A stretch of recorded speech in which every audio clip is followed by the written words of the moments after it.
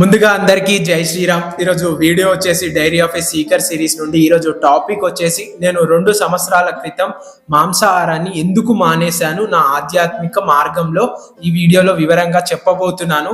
And అంటే 2 years back నేను non veg ని స్కిప్ చేశాను అనమాట నా జీవితంలో నుండి. సో అది చేసిన తర్వాత నా జీవితంలో జరిగిన మార్పులు ఏంటో దీంట్లో వివరించబోతున్నాను. నేను పర్టికులర్ గా ఎందుకు మానేశాను, ఎందుకంటే ప్రతి ఒక్కరు ప్రశ్నించారనమాట. నేను నాన్ వెజ్ తినను అని వాళ్ళకి చెప్పిన వాళ్ళు, friends, family, strangers, neighbours, so ప్రతి ఒక్కరు అడిగిన ప్రశ్న అనమాట ఇది. సో వాళ్ళందరికీ కూడా క్లారిటీ ఇవ్వడానికే ఈ వీడియో తీస్తున్నాను. అండ్ ఎవరైనా ఆధ్యాత్మికంలోకి కొత్తగా వచ్చిన వాళ్ళకి చాలా ఉపయోగకరంగా ఉంటుంది నా ఈ వీడియో. సో చివరి దాకా స్కిప్ చేయకుండా చూడడానికి ప్రయత్నించండి. లేట్ చేయకుండా వీడియోని అయితే స్టార్ట్ చేద్దాం. Let's start. ఫ్రెండ్స్, ముందుగా నేను ఇందులో మీకు తినాలా వద్దా అనేది మీ చాయిస్, మీకే వదిలేస్తాను. సో నేను తినాలి తినొద్దు అనే కంక్లూజన్ ఇవ్వడానికి ఈ వీడియో తీయట్లేదు. నా అనుభవాన్ని మీతో పంచుకుంటే మీలో ఎవరికైనా ఉపయోగపడుతుంది.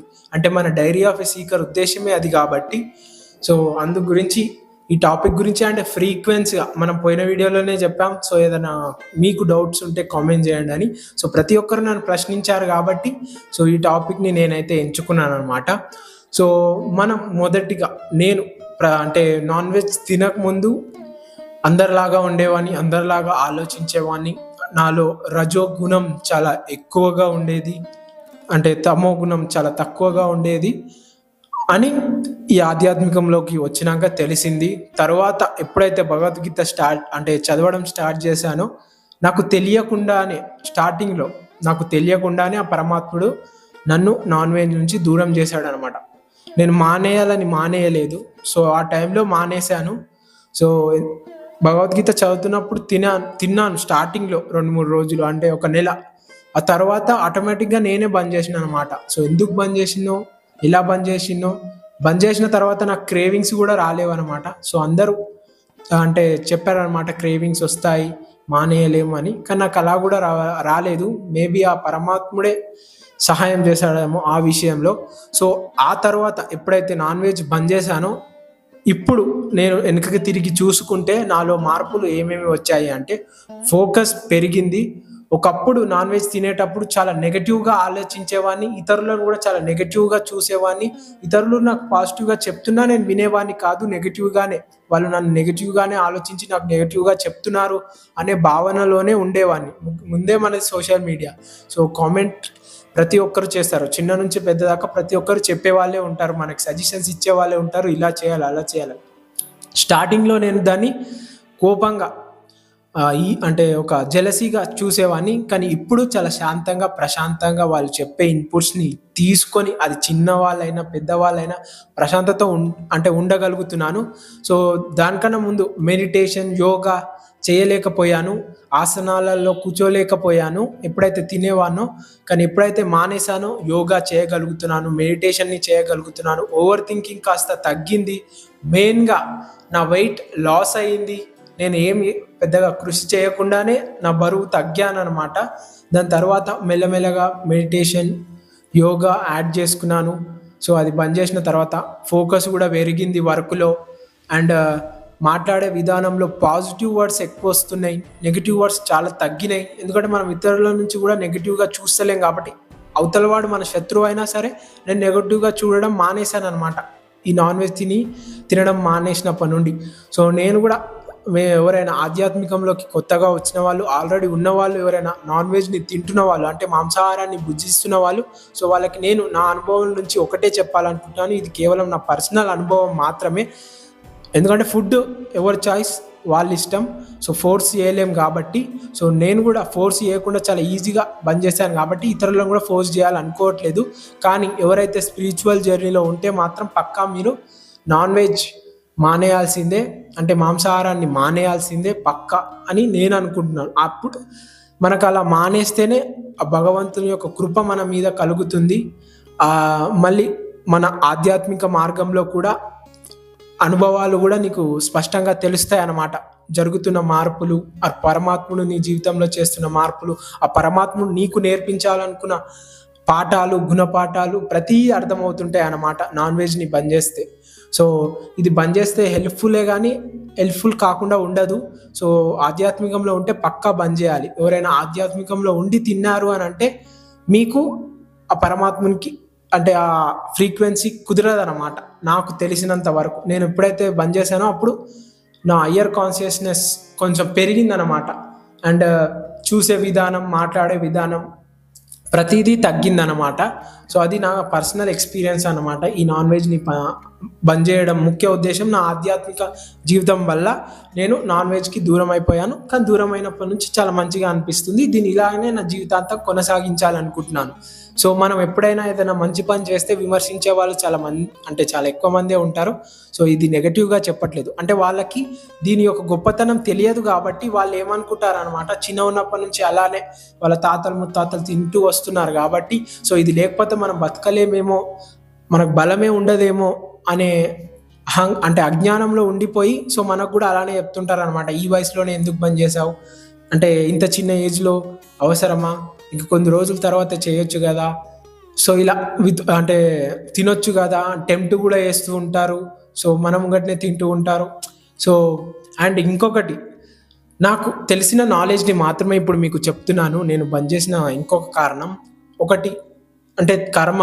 సో అనవసరంగా ఇంకో జీవిని మనం చంపి తినడం ఒక కర్మ, అంటే దాని ఏడుపు ఏదైతే ఉందో సో అది మన జీవితానికి ఇంక్లూడింగ్ అవుతుంది, అంటే అది ఒక కర్మ ఫామ్ అయిపోతుంది. కాబట్టి సో నేను ఒక కోడిని అంటే లేదంటే మేకని నా గురించి నేను కట్ చేసుకొని తినేటప్పుడు సో దాన్ని నా గురించే నేను చంపాను కాబట్టి దాని యొక్క కర్మ నాకు చుట్టుకుంటుంది. అది మనం లాజిక్గా ఆలోచిస్తేనే తెలిసిపోతుంది, దానికి పెద్ద మ్యాజిక్గా ఆలోచించాల్సిన అవసరమే లేదు. సో అలా కూడా మనకి కర్మబంధం చాలా తగ్గుతుందన్నమాట సో మనం బంద్ చేసినప్పుడు. అండ్ మెయిన్ నాకు ఆధ్యాత్మికంలో చాలా మార్పులు చూశాను కాబట్టే సో నా జీవితంలో నాకు మంచిగా అనిపించింది కాబట్టే నేను బంద్ చేశాను అనమాట. సో ఎవరు ఎంత విమర్శించినా, ఇప్పటికీ ఎవరు ఎంత అంటే ట్రోల్ చేస్తున్నా నన్ను, టెంప్ట్ చేస్తున్నా నన్ను, సో నేనైతే లైఫ్ లాంగ్ బంద్ చేయాలనుకుంటున్నాను. ఎందుకంటే నాకు మంచిగా అనిపించింది కాబట్టి. So end of the day మీ ఇష్టం. కావాలంటే మీరు కొన్ని రోజులు ఒక 30 రోజులు మానేసి చూడండి, మీకు మంచిగా అనిపించింది అనుకో కంటిన్యూ చేయండి తినకుండా ఉండడం. లేదు నాకు మంచిగా అనిపించలేదు, నార్మల్గానే ఉన్నా అంటే తినండి. ఒకసారి మీరే చెక్ చేయండి, నేను చెప్పినా అని చేయకుండా ఒకసారి పర్సనల్గా మీరు చెక్ చేసుకోండి. 30 రోజులు గమనించుకోండి. కావాలంటే మీ ఇంట్లో ఎవరైనా మాల వేసే వాళ్ళు ఉంటే వాళ్ళని కూడా గమనించండి. మాల వేసే టైంలో వాళ్ళు సాత్వికంగా ఉంటారు కాబట్టి వాళ్ళ బిహేవియర్లు ఇలా ఉంటాయి, మాల తీసిన తర్వాత వాళ్ళ బిహేవియర్లు ఎలా ఉంటాయో మీరే అప్పుడు కూడా వాళ్ళని చూసి కూడా మీరు గ్రహించవచ్చు ఈ తిండి అంటే ఎంత వేరియేషన్. అంటే భగవద్గీతలో కూడా ఉంటుందన్నమాట, ఏదైతే సత్తువగా అంటే ఏదైతే మనకు బలం ఇస్తుందో అలాంటి ఆహారాన్ని భుజించు పార్దా అని అందులో శ్రీకృష్ణుడు చెప్తుంటాడు అనమాట.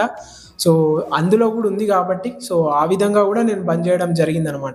సో ఏది మనకి బలాన్ని చేకూరుస్తుందో, ఏది మనకి సత్తువనిస్తుందో అలాంటి ఆహారాన్ని మనం భుజించాలి. సో ఈ మాంసాహారం తింటే అది డైజెస్ట్ అయితాకే డాక్టర్స్ని కానీ ఇంకా వేరే వాళ్ళని యూట్యూబ్లో కూడా చెక్ చేసుకోండి. మాంసాహారం తింటే మనకి చాలా టైం అంటే తీసుకుంటుంది అన్నమాట, దాన్ని అరగడానికి మినిమం 1 డే అయితే పక్కా తీసుకుంటుంది నాకు తెలిసినంత వరకు. సో అలా కూడా మనం నాన్ వెజ్ తింటే చాలా ఎక్కువ కష్టపడాలన్నమాట, ఎక్కువ కష్టపడితే బ్యాలెన్స్ అవుతుంది. సో అది సైన్స్ టాపిక్ కాబట్టి సో మీరే ఒకసారి రీసెర్చ్ చేసుకోండి, మీకు కూడా ఉపయోగంగా ఉంటుంది ఇతరులకి చెప్పడానికి. అండ్ ఎవరైతే తినాలనుకునే వాళ్ళు ఉంటారో సో వాళ్ళకి నేను ఒకటే చెప్పాలనుకుంటున్నాను, నాకు తెలిసిన మన సనాతన ధర్మం జ్ఞానం నుండి. సో నేను తెలుసుకుంది, సో మీకు కరెక్ట్ అనిపిస్తే మీరు కూడా ఫాలో అవ్వడానికి ప్రయత్నించండి. మ్యాక్సిమం సండే రోజు తినకుండా ఉండడానికి ప్రయత్నించండి. అది సూర్యుని రోజు, ఆ రోజు సూర్య కిరణాలు చాలా డిఫరెంట్గా ఉంటాయి compare to Monday, Tuesday, Wednesday, Saturday దాకా ఒక లెక్క ఉంటే సూర్యుడు, ఆదివారం ఇంకో లెక్క ఉంటాడు. సో మనకి ఆదివారం స్టార్టింగ్ డే కాబట్టి అకార్డింగ్ టు మన సనాతన ధర్మం క్యాలెండర్. సో అంటే ఇప్పుడు మనం ఇంగ్లీష్ క్యాలెండర్ వాడుతున్నాం కాబట్టి మనకు Monday starting days, working days, కానీ మన దాంట్లో వర్కింగ్ డే స్టార్టింగ్ డే ఆదివారం.